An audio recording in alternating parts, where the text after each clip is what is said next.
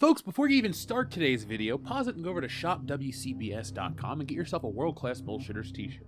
We just launched, we have some awesome designs, and we're going to be adding more monthly. We're going to treat the store as a reflection of the channel. We have a great joke on a show, we're going to put it on a shirt. We're also going to make it very interactive. If you buy our beer glass and drink with us, you'll get a shout out. It'll be like drinking with us virtually. So folks, go over to shopwcbs.com, support independent entertainment because the real world entertainment sucks.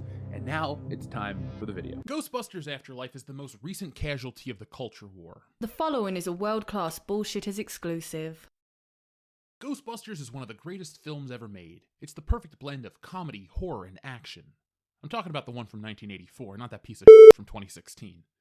That film, Ghostbusters 2016, is an abomination. It's a film that doesn't need to exist. It represents a bad trend in Hollywood. Cash in on nostalgia, but modernize the politics. It's a formula that doesn't work. Ghostbusters 2016 would go on to fail miserably and be laughed out of our memories. Or so we thought. In response to the 2016 dumpster fire, Sony has released Ghostbusters Afterlife, and critics seem hell-bent on destroying the film. Over on everyone's favorite and totally reliable website, Rotten Tomatoes, an interesting picture is painted. Fans seem to like it, with 96% of them giving it a positive score, while critics have a different take. There's nothing wrong with the critics and fan disparity. It's good at times, but with Ghostbusters 2016, there's a concerted effort to discredit this film, Ghostbusters Afterlife, because it undoes the poster child of bad ideas, Ghostbusters 2016. There's a hypocritical narrative that Ghostbusters Afterlife is a terrible film that's unoriginal and offers nothing, yet a remake of the original was so great because it featured all women. That's how these people operate, and it's disappointing. That sort of baseless criticism leads to bad art that only gets a pass because it checks off the boxes a minority of weirdos bow to. We've gone backwards. We used to operate under the Spock directive, which states, "The needs of the many outweigh the needs of the few." Now we operate as ideals trump all, and quite frankly, that sucks. We're at a cultural standstill that's incredibly disappointing.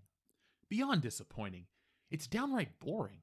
Everything has looked the same for about 10 years. Fashion hasn't really changed. Movies and TV shows look the same or are the same because they keep making the same ones over and over and over. Another Fresh Prince? More Friends? That's shit from nearly 30 years ago that's still around, and it gets worse. They'll remake or reboot a movie every few years. How many Batman origins are we gonna get? What's Hollywood's obsession with young Batman? Give us one in his prime. You're not gonna make new fans by retelling the same stories. Video games have the same problem too. Had you been following the Grand Theft Auto drama, you'll know that we've reached the point where broken products come out because the nostalgia value is too high. It's a problem. But how does Ghostbusters Afterlife fit into all this? Well, let's look at it. The real monster of Ghostbusters Afterlife is lazy IP. What a movie should be is a particularly fraught question, and likely not one you'd think will come up during the Ghostbusters reboot. Hollywood is out of ideas, and rehashing anything once deemed profitable, and there's also the demands of increasingly vociferous audiences that treat their fandoms like a religion, and it's films and television shows that are sacred text. They want more out of their fictional world, but not in the way that might challenge or dramatically alter them. They only want a continuation in all the rhythms and beats they already know. More of the same, but bigger, louder, and with a few little gems to congratulate them for paying such strict attention. Major studio blockbusters are essentially fast food chains for hungry consumers pumping out tidy treats to tie them over with assembly line efficiency. That sounds a lot like The Last Jedi. I wonder what this publication thought about that one, and if it gets a pass. Next on this menu is Ghostbusters Afterlife, the latest installment of the Ghostbusters film series that began in 1984. Arrives this weekend. That original movie, directed by Ivan Reitman, became a massive hit because of its blend of horror, comedy, and action, and the performances of its central cast. It spawned an entire industry and fandom that included an animated series, merchandise, video games, comic books, and a popular sequel in 1989. While there were plans for a third film, a combination of bad timing and Bill Murray's open reluctance prevented it from ever happening, and the death of Harold Ramis in 2014 seemingly put a pin on the endeavor. After a poorly received female-centered remake in 2016, the Ghostbusters franchise announced another new reboot in 2019, with Ivan Reitman producing and his son Jason directing. The majority of Ghostbusters Afterlife is meant to resemble a classic coming-of-age film, despite it being 2021. The location of this very small town away from a large swath of society allows the filmmakers to eschew modernist designs and apparently computer technology or even culture. In a sense, Reitman is doing a pastiche of J.J. Abrams' pastiche of Steven Spielberg's 80s films that captured the wonder, terror, and possibility of the supernatural magic through the eyes of the two youths. In place of any actual imagination or originality, there's a lot of references and homages, which doesn't feel like a problem specific to Jason Reitman as much as it is what's expected of this kind of movie now.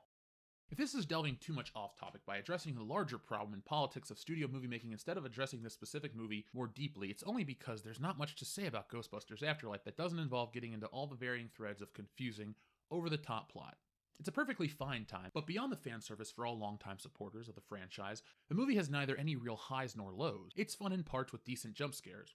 In other words, it plays all the hits and bangs all the notes of what a studio movie looks like now. Some might call it a marvelization of movies, or even allude to the way television has come to influence how movies are made. Franchises like Fast and Furious and Mission Impossible also help create a blueprint for an unending cinematic universe that an audience could consume year in and year out. It's a very cynical, defeating way of going to the movies. I'm not pretentious or precious about the standards of cinema. Every movie doesn't need to be a challenging, thought-provoking achievement or an artistic boundary-pushing contribution to the form. Movies are allowed to be fun. They're even allowed to be kind of dumb. But when movies aren't trying, it feels like a waste of time. It's obvious when these things are in second gear, when the visuals are stale and the jokes are recycled, then there are no new ideas in place. In 1984, Ghostbusters was an original story full of comic geniuses, great actors, inventive ideas that expertly combine varying genres, and a sense of a real version of our world to help react to the dangers posted in that movie. It's easy to see how it could become the phenomenon it is now in retrospect, but before it could reach those heights, it was simply a fun summer comedy made by talented people. Ghostbusters Afterlife is just a trough for the fan base to consume so they can keep buying the toys and merchandise. I would love for this person to realize a lot of this movie is to wipe away the last one because, well, let's just get to the end of this and I'll tell you my thoughts in just a moment. The kinds of people that rejected the 2016 remake as a bastardization of their memories of the original film, much like the way the Star Wars fans rejected The Last Jedi, were meant to be pacified with The Rise of Skywalker. Sure, Jason Reitman got to make a Spielberg imitation, but only under the promise of servicing fans by working in the remaining Ghostbusters crew and not so subtly hinting the possibility of another sequel. I'm not saying this movie shouldn't exist, but what I'm asking is, when did we all decide this is the best we can do? I agree with that. The prospect of needing to do right by the fans has required these movies to be contained in an ever-shrinking box. Everyone has an idea of what they think these characters in movies should do, and the only way to anger the least amount of people is to make sure they keep doing the same things they've done in all the other movies that came before. Fans get pandered to and given a nice pat on the back with a bunch of Easter eggs as they wait with anticipation for the next movie that looks a lot like the last movie. There's nothing wrong with fandom, and it's an understandable business decision for studios to listen to them when making these movies.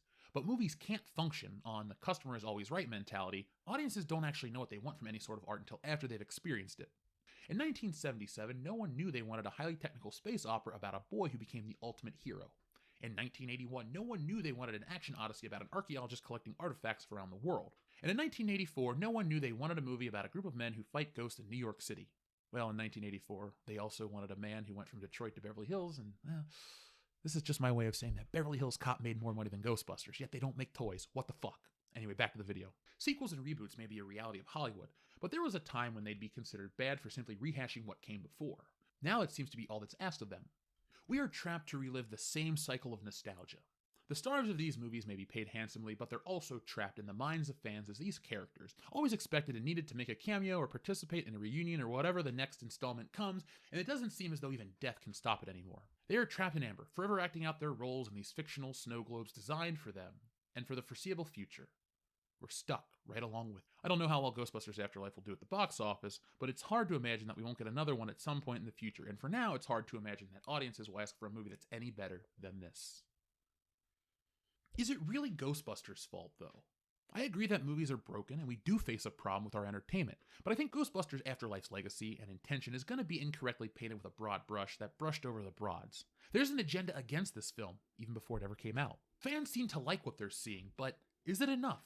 Will Ghostbusters Afterlife make enough money to continue the franchise? Well, let's find out together. Ghostbusters Afterlife, the latest big screen installment in the comedy sci-fi property, collected $44 million in its domestic box office debut, a solid start in an unpredictable pandemic time. The drop in ticket sales between its first and second weekend in theaters will be an important indication of the audience's affinity for all things paranormal, but at least for now, positive reviews and a healthy dose of nostalgia appear to be a winning mix for Sony. It's an important victory for the studio after the failed 2016 reboot. They don't talk about Marvel movies this way. There's a little more, but hold on. They don't talk about Marvel movies this way. They don't go, well, it made great money, it's going to fail next weekend. No, they let it and they give it the benefit of the doubt. There is an agenda against this film. I haven't even seen this film yet. I'm interested to see this movie. The fact that its opening weekend has passed and I haven't seen it might not be, an indicator of my actual love, but no other film goes up against this. Other Marvel movies, Star Wars, other Disney movies in general just tend to get a pass. And that's not acceptable. For Sony, the stronger than expected launch of Afterlife couldn't have come at a better time. Pandemic or not, audiences have been gravitating to action-packed tentpoles and shying away from mid-budget comedies and dramas. That's made traditional studios even more reliant on popular franchises, the kind that can spawn sequels, reboots, and offshoots.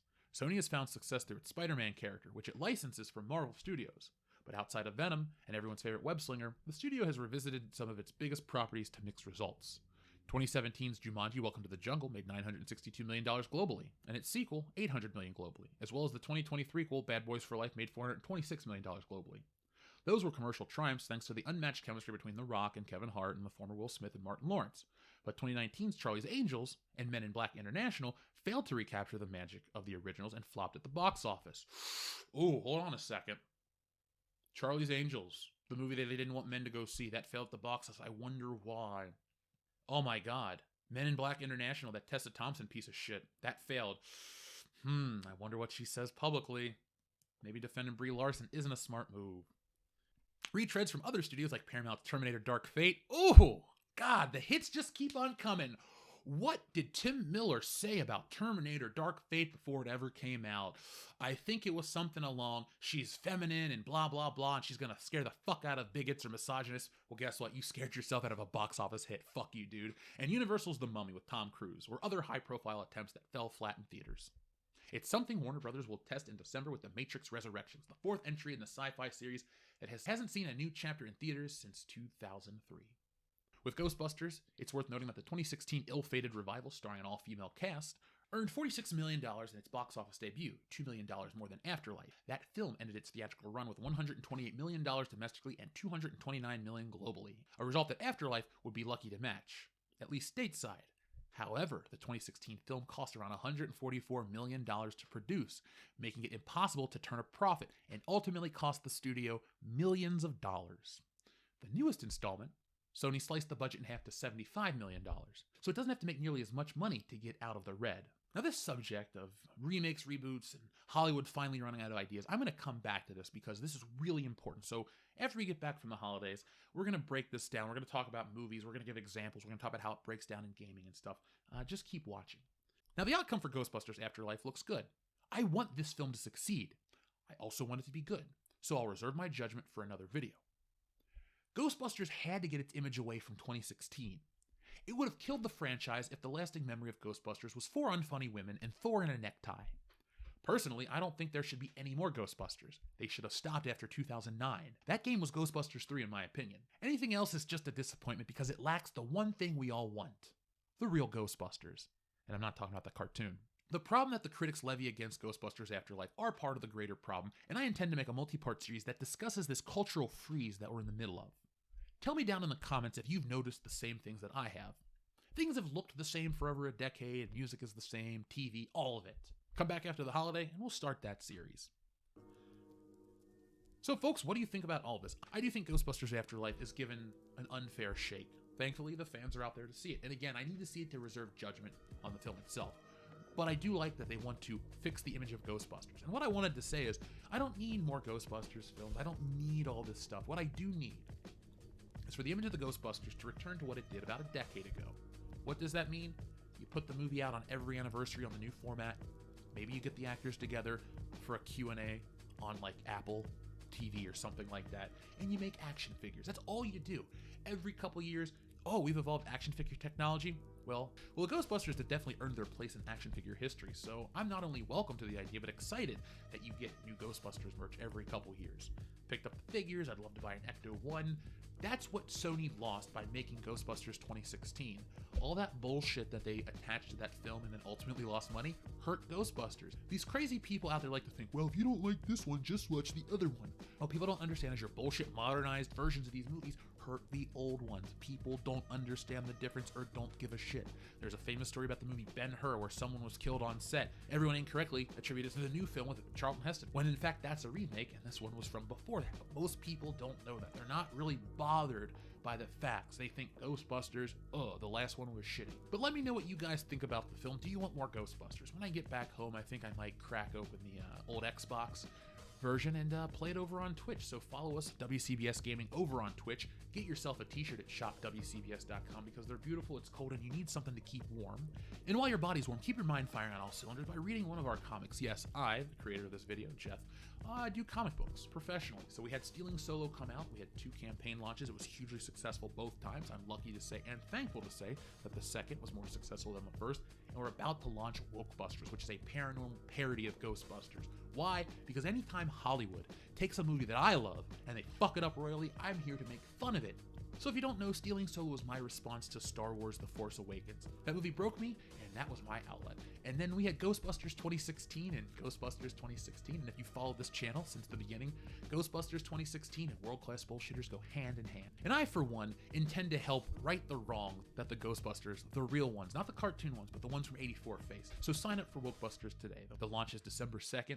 We're gonna take down all this overt political correctness, so punch them right in the thing they don't have, a sense of humor.